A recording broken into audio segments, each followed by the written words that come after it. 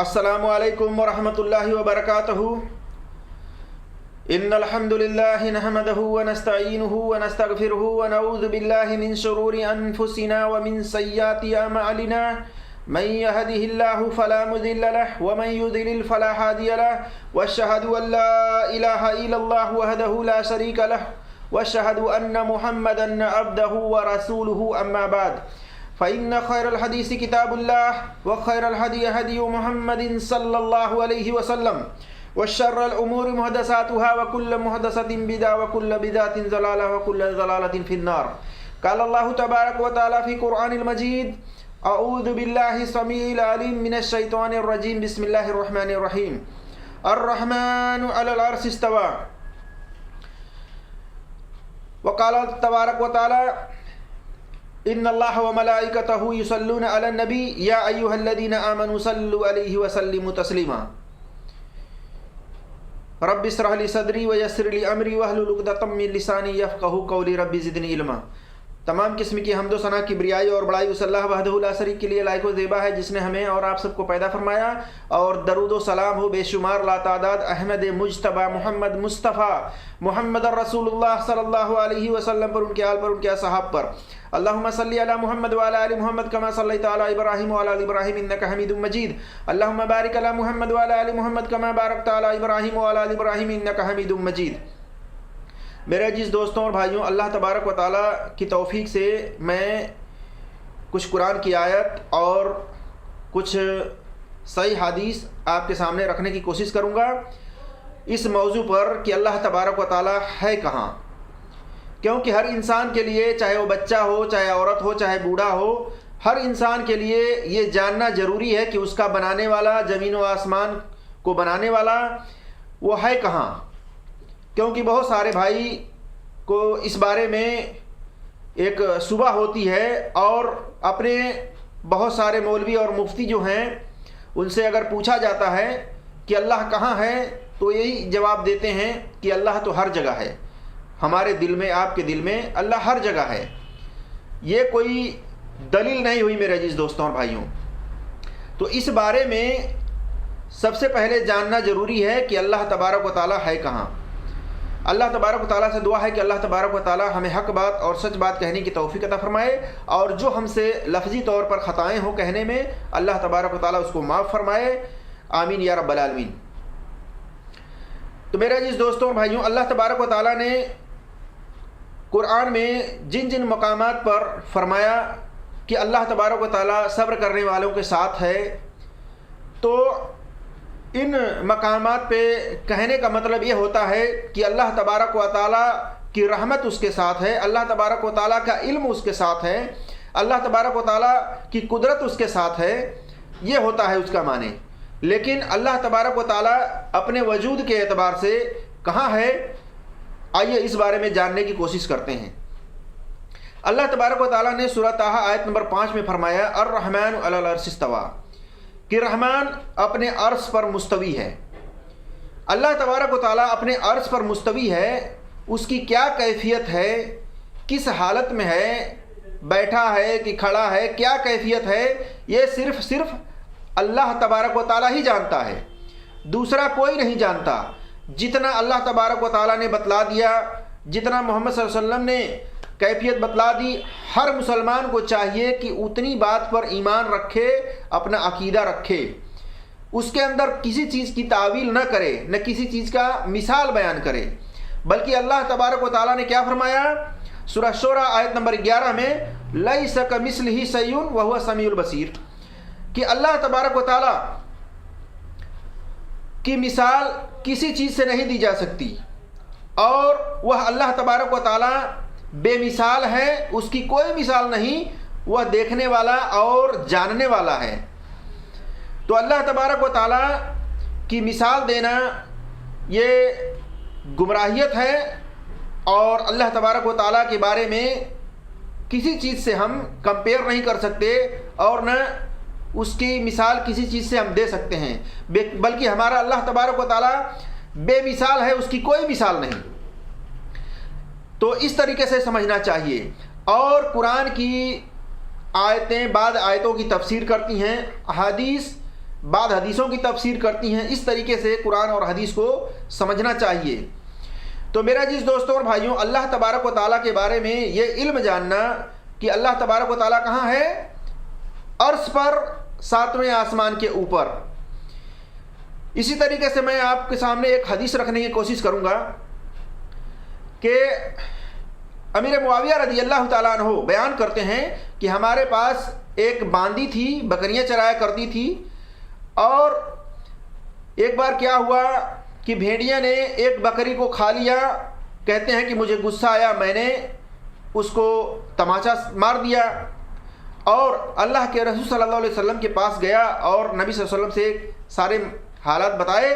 تو آپ صلی اللہ علیہ وسلم سے انہوں نے کہا کہ کیا میں اس کو آزاد کر دوں؟ آپ دیکھ سکتے ہیں صحیح مسلم کے اندر حدیث نمبر 537 پر۔ تو معاویہ رضی اللہ تعالیٰ عنہ کو نبی صلی اللہ علیہ وسلم نے فرمایا کہ اس باندی کو، اس بکری چرانے والی کو میرے پاس لے کے آؤ، بلاؤ۔ تو لے کر کے آئے۔ اللہ کے رسول صلی اللہ علیہ وسلم نے اس سے سوال کیا۔ آپ صلی اللہ علیہ وسلم نے اس باندی سے، اس بکری چرانے والی سے کیا پوچھا؟ این اللہ، اللہ کہاں ہے؟ اس باندی نے جواب دیا فی السماء، اللہ آسمان پہ ہے۔ پھر آپ صلی اللہ علیہ وسلم نے پوچھا من انا، میں کون ہوں؟ تو اس نے کہا انت رسول اللہ، آپ اللہ کے رسول ہیں۔ آپ صلی اللہ علیہ وسلم نے فرمایا فإنہا مومنہ، یہ مومنہ ہے میرے صحابہ، اس کو تم آزاد کر دو۔ تو آپ اس حدیث سے یہ اندازہ لگائیں کہ اگر اللہ تبارک و تعالی ہر جگہ ہوتا، آپ کے، ہمارے، تمام لوگوں کے دل میں ہوتا، تو اللہ کے رسول صلی اللہ علیہ وسلم وہی باندی کو ٹوکتے اور فرماتے کہ اے باندی تو جھوٹ بول رہی ہے، اللہ تو ہر جگہ ہے، اللہ تو تیرے میرے سب کے دل میں ہے۔ نہیں، اللہ کے رسول صلی اللہ علیہ وسلم غلط بات پر خاموش کبھی نہیں ہوتے، بلکہ غلط بات اگر ہوتی ہے آپ صلی اللہ علیہ وسلم کے سامنے، کوئی کہتا، کوئی کرتا، تو آپ صلی اللہ علیہ وسلم اس کی اصلاح کرتے، اس کو سمجھاتے، بتلاتے۔ اللہ کے رسول صلی اللہ علیہ وسلم تو حق بات بتلانے کے لیے آئے تھے، سچ بات بتلانے کے لیے آئے تھے اپنی امت کو۔ میرے عزیز دوستوں اور بھائیوں، تو اللہ کے رسول صلی اللہ علیہ وسلم نے اس نوکرانی کو، اس بکری چرانے والی کو، آپ صلی اللہ علیہ وسلم نے کہا کہ تو مومنہ ہے، کیونکہ تو نے مجھے اپنا اللہ کا رسول مانا ہے اور تو نے اللہ کو آسمان کے اوپر مانا ہے، اس لیے اللہ کے رسول صلی اللہ علیہ وسلم نے اس کو مومنہ کا سرٹیفکیٹ دے دیتے ہیں۔ لیکن آج اکثریت ہے لوگوں کی، مفتی، مولوی یہ تو ہے ہی ہیں اس عقیدے میں کہ اللہ ہر جگہ ہے، ساتھ ہی ساتھ عوام کو، لوگوں کو بھی گمراہ کیے ہوئے ہیں، صحیح بات نہیں بتلاتے، قرآن اور حدیث کی دلیل نہیں رکھتے امت کے سامنے، بلکہ کہتے ہیں اللہ ہر جگہ ہے۔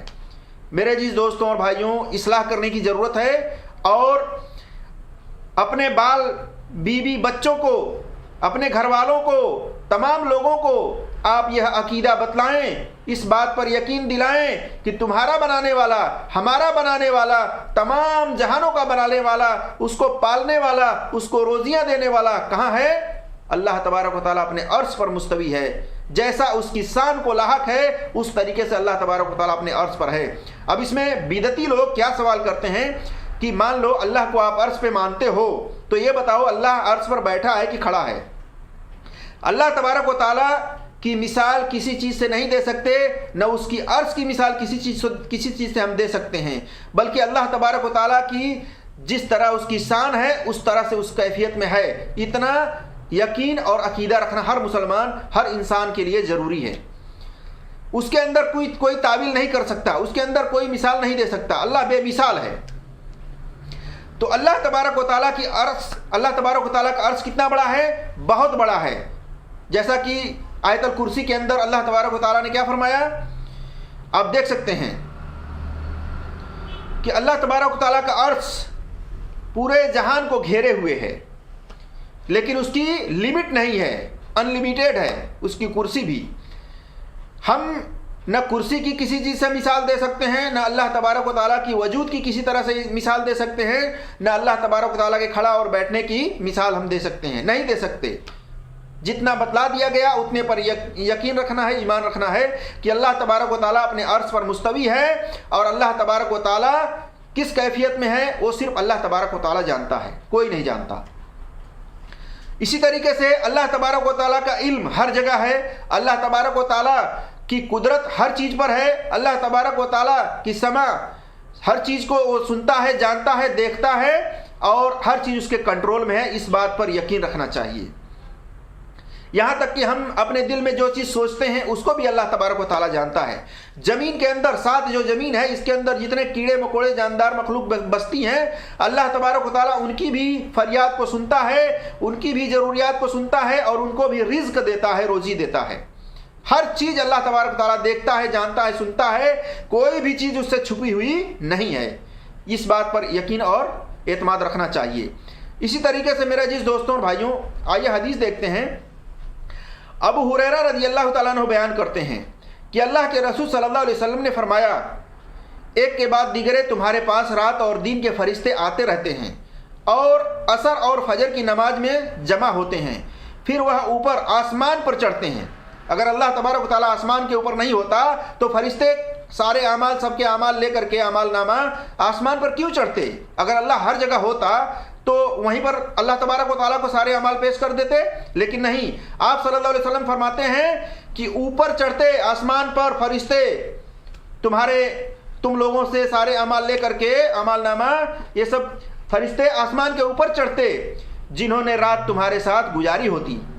आप सल्लल्लाहु अलैहि वसल्लम फरमाते हैं कि जो फरिश्ते तुम लोगों के साथ में रात गुजारते हैं तो वो फरिश्ते क्या करते हैं? आसमान पर चढ़ते हैं। फिर अल्लाह तबारक व तआला आसमान पर चढ़ते हैं और कहते हैं, अल्लाह तबारक व तआला उनसे पूछता है, हालांकि अल्लाह तबारक व तआला हर चीज़ के बारे में अच्छी तरह जानता है, लेकिन फिर भी अल्लाह तबारक व तआला तुम लोगों के बारे में पूछता है उन फरिश्तों से कि ऐ फरिश्तों ये बताओ कि मेरे बंदों को तुमने किस हाल में छोड़ा है?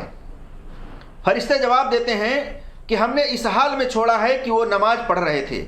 सही बुखारी हदीस नंबर 7429 पर आप देख सकते हैं।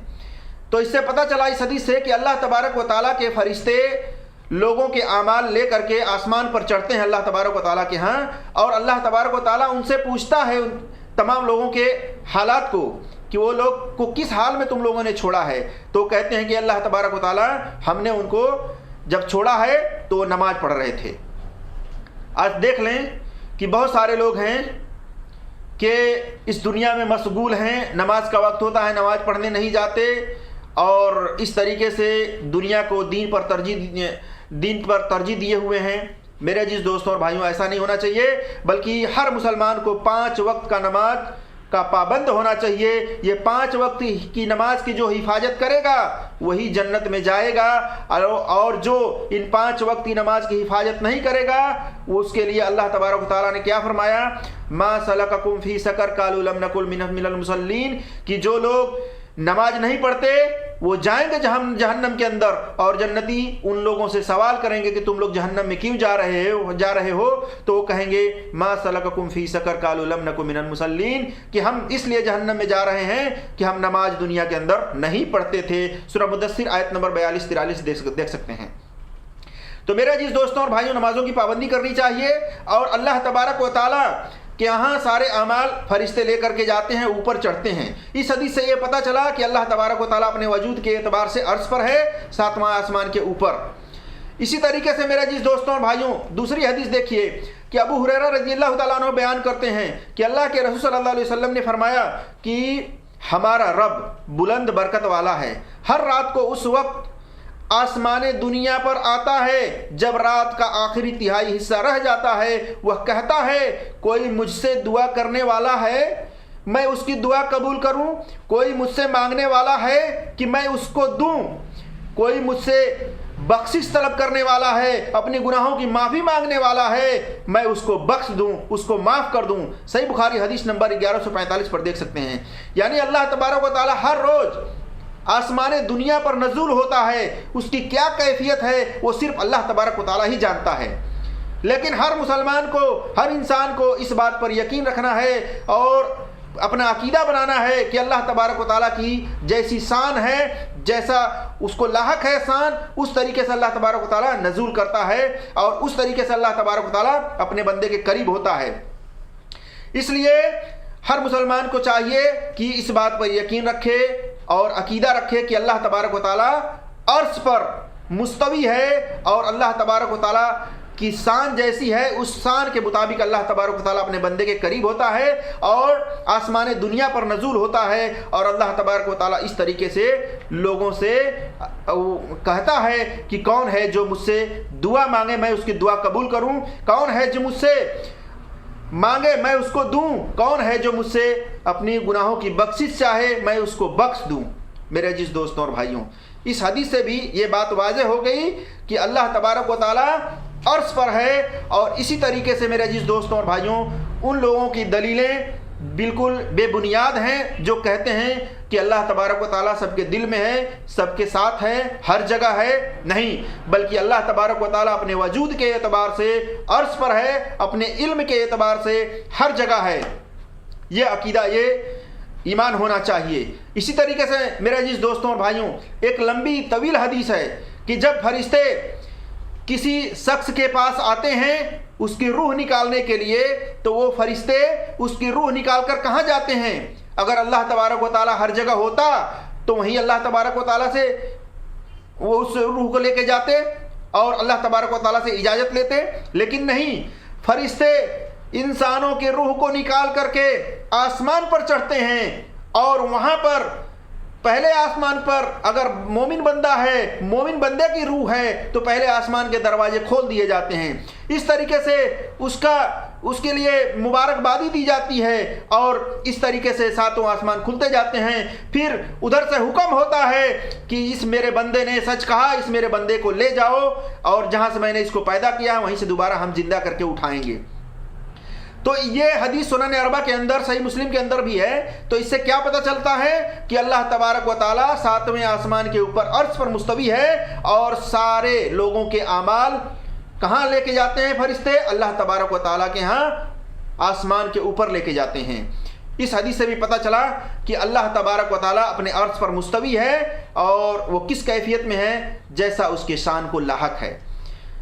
اللہ تبارک و تعالیٰ سے دعا ہے کہ اللہ تبارک و تعالیٰ ہم تمام مسلمانوں کو اللہ تبارک و تعالیٰ کے بارے میں جاننے کی اور اس بات پر یقین رکھنے کی، ایمان رکھنے کی کہ اللہ تبارک و تعالیٰ اپنے عرش پر مستوی ہے توفیق عطا فرمائے، اور اس بات پر جمع رہنے کی توفیق عطا فرمائے کہ اللہ تبارک و تعالیٰ آسمان پر رہتے ہوئے تمام لوگوں کو کنٹرول کیا ہوا ہے، تمام لوگ کے بارے میں اللہ تبارک و تعالیٰ اچھی طرح سے واقف ہے، جانتا ہے، کوئی بھی چیز اللہ سے چھپی ہوئی نہیں ہے۔ اور قیامت کے دن مومنوں کو، مسلمانوں کو جنت میں جو سب سے بڑا تحفہ دیا جائے گا وہ تحفہ یہ ہوگا کہ جنتی جنت میں اللہ تبارک و تعالیٰ کا دیدار کریں گے، اللہ تبارک و تعالیٰ کو دیکھیں گے، جیسا کہ صحیح حدیثوں سے یہ بات ثابت ہے۔ اللہ تبارک و تعالیٰ سے دعا ہے کہ اللہ تبارک و تعالیٰ ہم سے جو کہنے میں خطائیں ہوئی ہوں اللہ تبارک و تعالیٰ اس کو معاف فرمائے، اور اللہ تبارک و تعالیٰ سے دعا ہے کہ اللہ تبارک و تعالیٰ ہم تمام مسلمانوں کو دین کو صحیح سیکھنے کی اور اس پر عمل کرنے کی توفیق عطا فرمائے۔ آمین یا رب العالمین۔ السلام علیکم ورحمۃ اللہ وبرکاتہ، وآخر دعوانا ان الحمد للہ رب العالمین۔